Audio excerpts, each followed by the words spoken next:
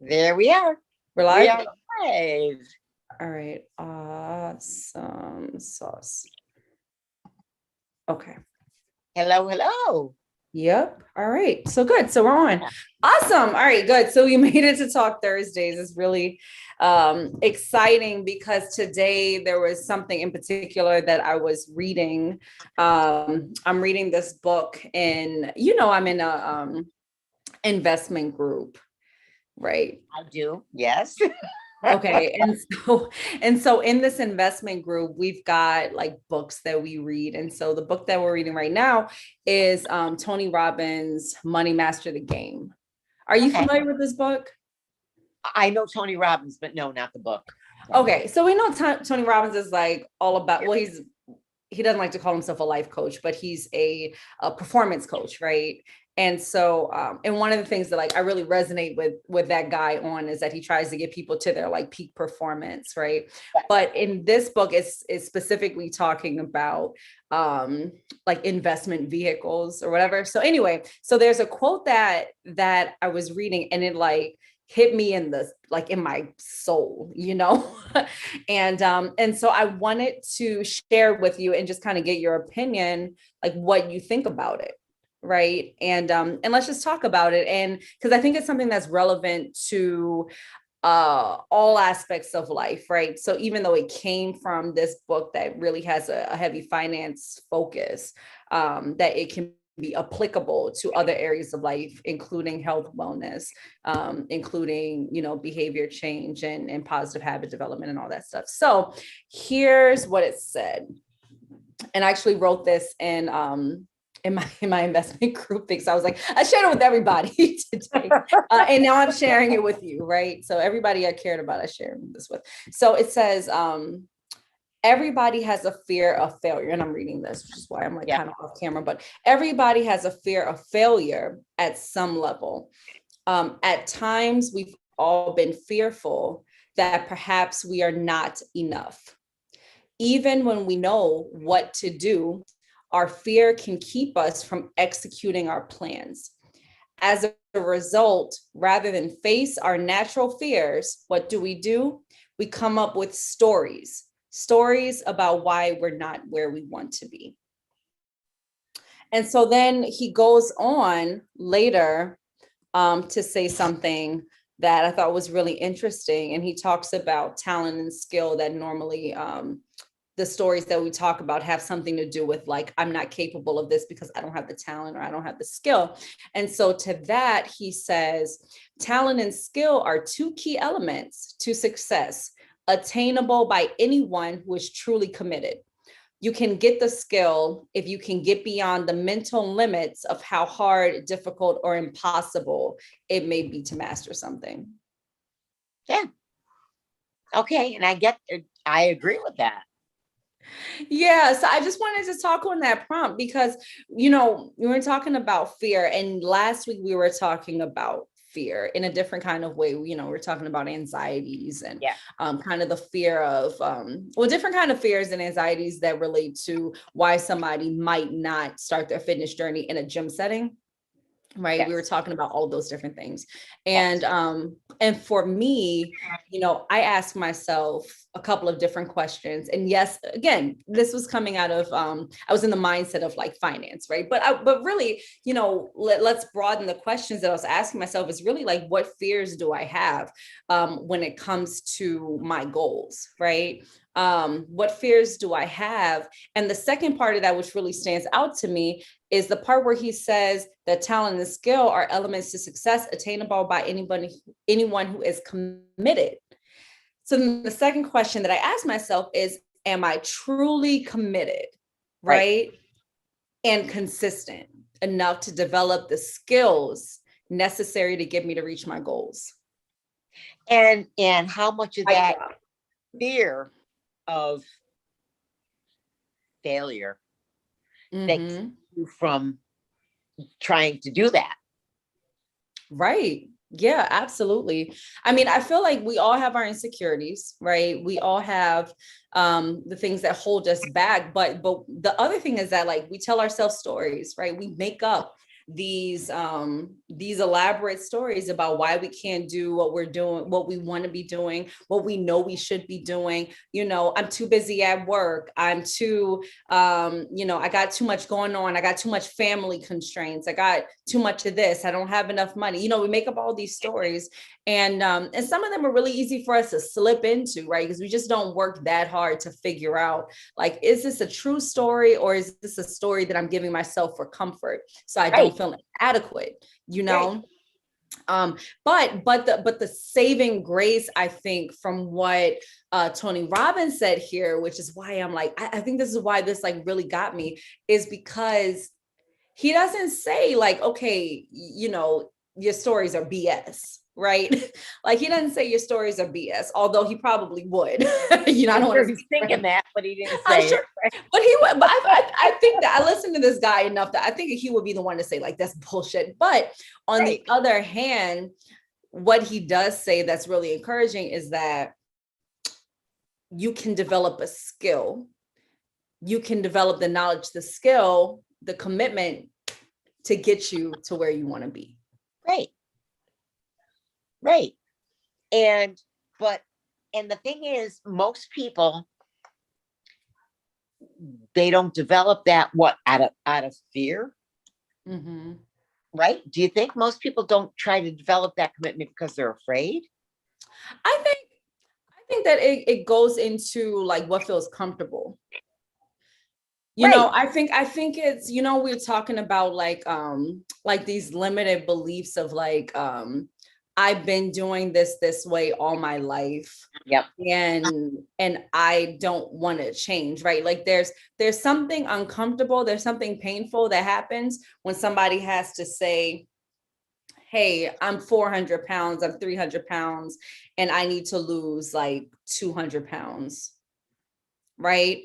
And the person, right, got there, and I'm just using this as an example, but that person got there through a series of events. Right.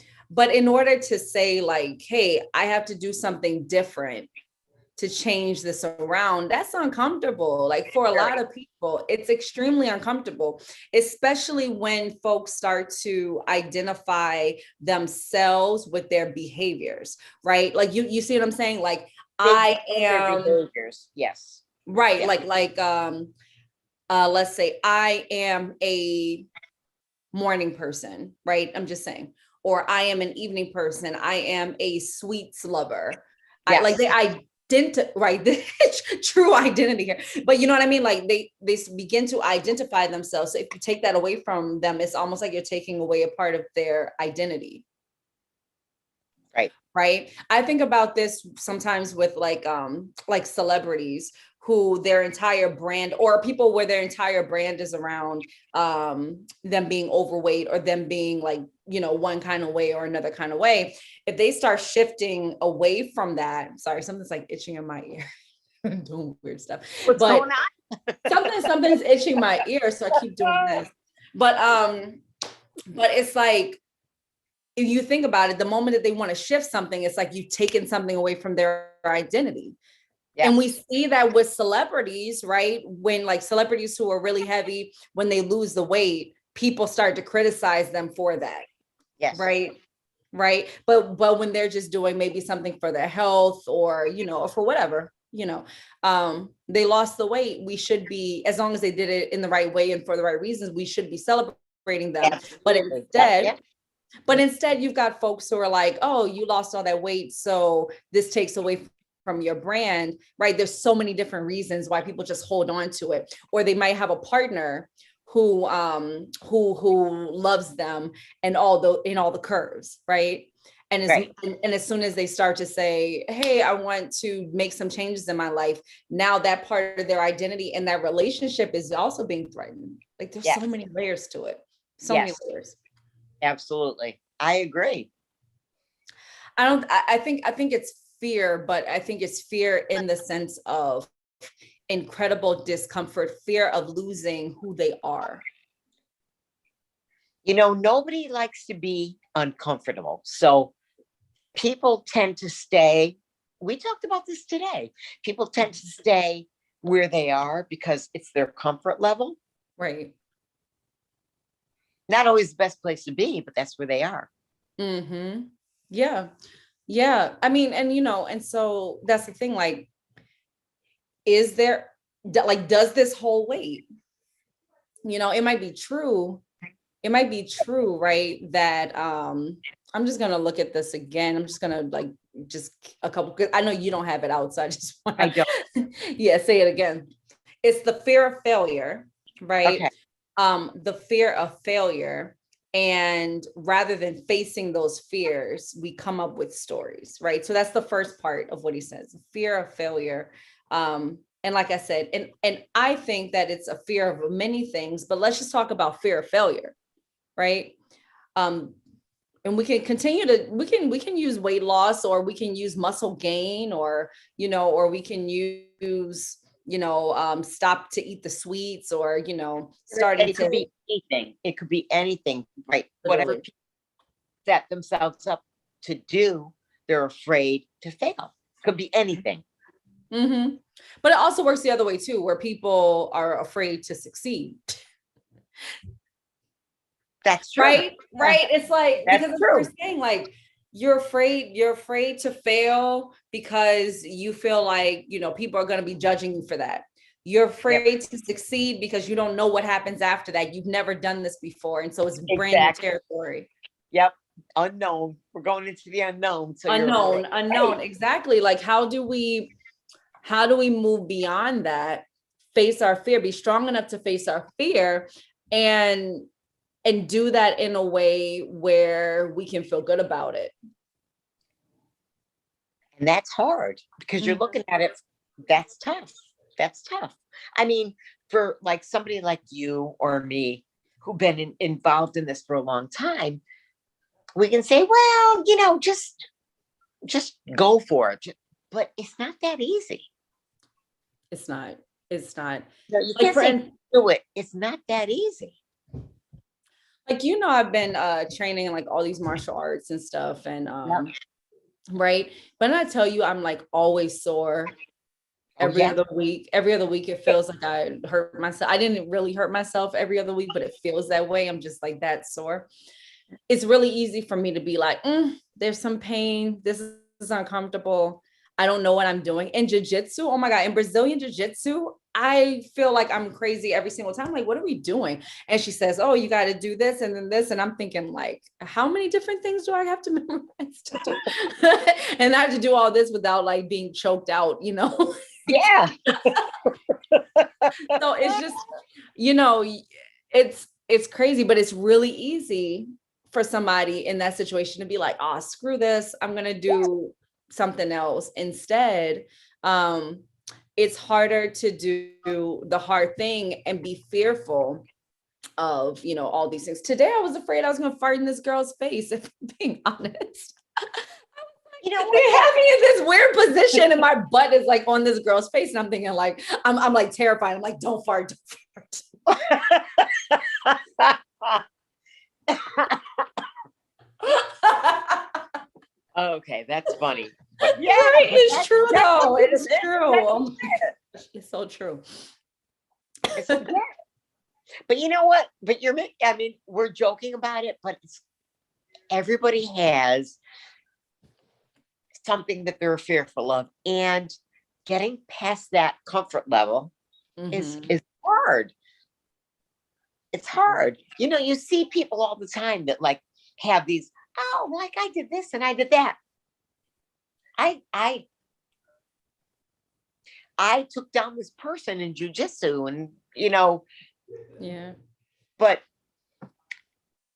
the thing is that everybody is fearful Yeah. of things that are unknown. Yeah. Right? Yeah. So to go past that is extremely difficult. And I'm speaking from like, for you and me, people like look at us and go, oh, they have everything together. Right. They don't get that maybe we have our own fears. That's right. Issues. And people need to, it's common. So for folks who are watching this, you know, we want to make sure that that we're really clear on the fact that like it's normal to be afraid of things. Absolutely. So normal to be afraid of things. And you know, and to be fearful in different situations, but not to let that stop you I was from going to say, but exactly, not to let that stop you, and furthermore, right, not only not to let that stop you, but not to allow that to get you to telling lies or stories, you know, as he so kindly puts it, but stories to yourself about why you're not doing something. I think one of the best things for you to do when you're afraid of something is to face your fear head on and to say, this is what's bothering me. If you can identify what's bothering you about a situation, I've always found that that makes it easier for me to overcome it, because now I've given that thing a name,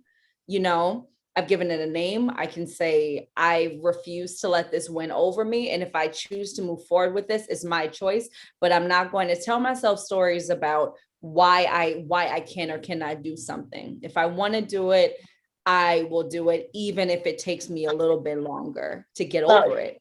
it's people like to trick themselves into thinking that they shouldn't do something because it's difficult. So you don't want to tell yourself those stories. You have to get beyond that. That's right. That's right. Sharon, is it already our time?